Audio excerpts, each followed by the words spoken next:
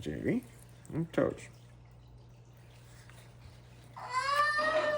You're being a good Jerry.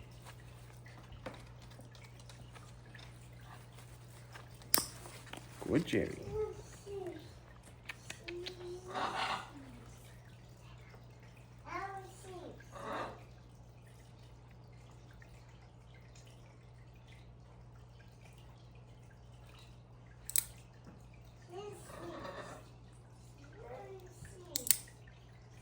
Good Jerry.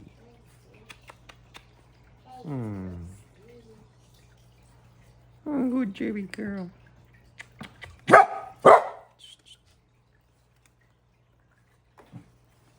here, Jerry. Let's get your other toes. Good Jerry. Jerry, I'm just looking. Just checking to see. We gotta give her a little trim. Good Jerry. Alright, let's get your other toes.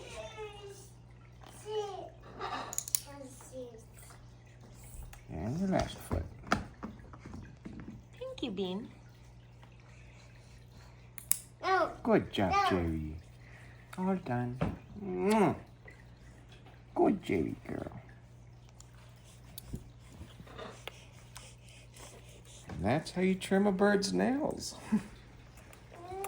So we trimmed her toenails, and we also gave her beak a trim because Jerry has a crossbite, or crossbeak, so it goes that way.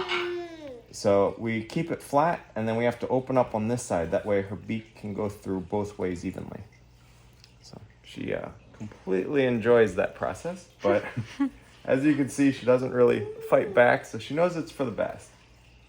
And it doesn't hurt her, and she's such a good little girl. Yeah, Jerry. Out we go. Let's go outside now, Jerry.